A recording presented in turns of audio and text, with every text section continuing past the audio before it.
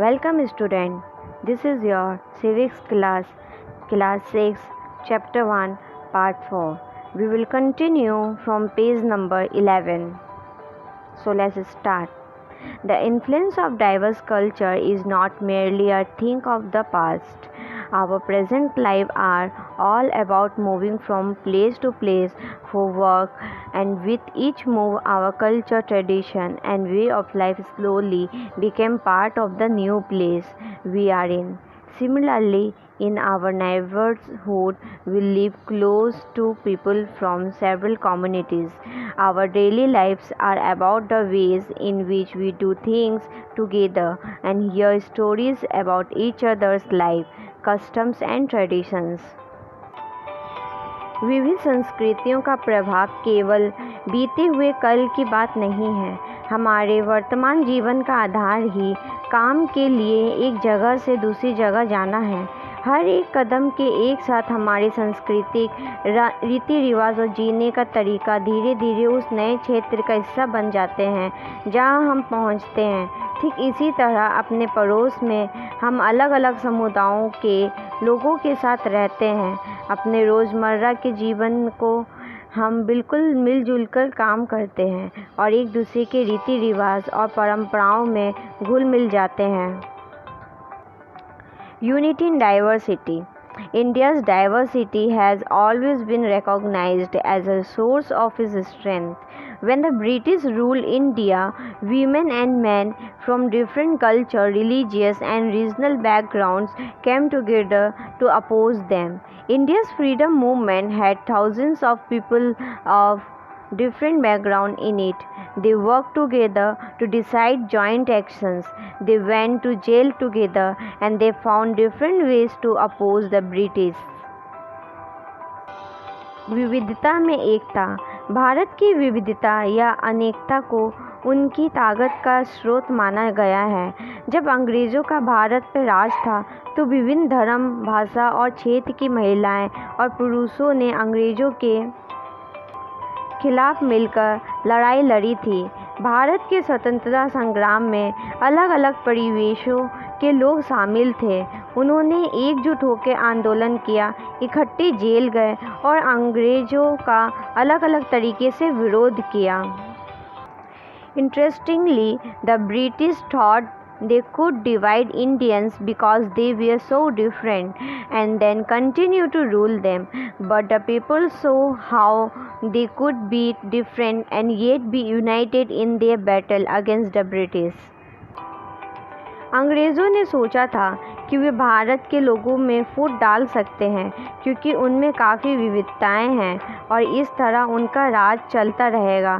मगर लोगों ने दिखला दिया कि वे एक दूसरे से चाहे कितने ही भिन्न हों, अंग्रेज़ों के खिलाफ लड़ी जाने वाली लड़ाई में वे सब एक थे।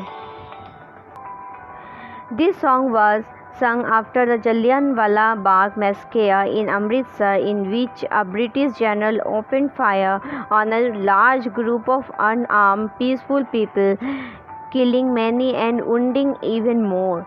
Men and women, Hindus, Sikh and Muslim, rich and poor, had gathered to protest against the British. This song was composed and sung to honor the memory of those brave people. दिन खून के हमारे प्यारे न भूल जाना, खुशियों में अपनी हम पर आंसू बहा के जाना।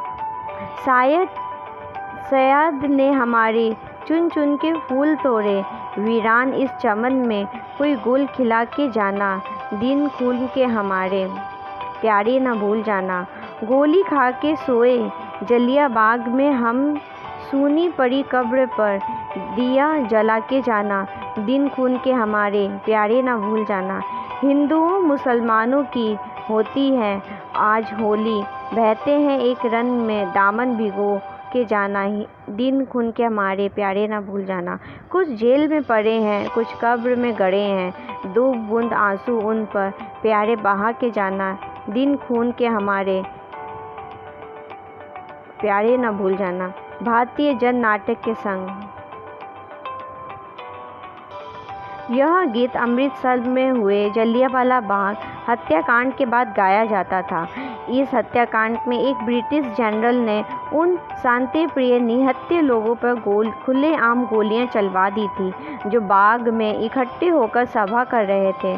महिला, पुरुष, हिंदू, मुसलमान एवं सिख कितने सारे लोग थे जो अंग्रेजों की पक्षपातपूर्ण नीति का विरोध करने के लिए जमा हुए थे। उसमें से बहुत लोगों की जानें गई और उससे भी ज़्यादा घायल हुए। यह गीत उन शहीदों की याद में गाया गया था। Songs and symbols that emerged during the freedom struggle serve as a constant reminder of our country's rich tradition of respect for diversity. Do you know the story of Indian flag? It was used as a symbol of protest against the British by people everywhere. स्वतंत्रता संग्राम के दौरान उभरे गीत और चिन्ह विविधता के प्रति हमारी विश्वास बनाए रखते हैं। क्या आप भारतीय झंडे की कहानी जानते हैं? स्वतंत्रता संग्राम के दौरान ही भारत के झंडे की परिकल्पना की गई थी। इस झंडे को सारे भारत में लोगों ने अंग्रेज़ों के खिलाफ इस्तेमाल किया था। In his book, The Discovery of India, Jawaharlal Nehru says that Indian unity is not something imposed from outside, but rather it was something deeper and within its fold. The widest tolerance of belief and custom was practiced and every variety acknowledged and even encouraged. It was Nehru who coined the phrase unity in diversity to describe the country. India's national anthem, composed by Rabindranath Tagore, is another expression of unity of India. In what ways does the national anthem describe this unity?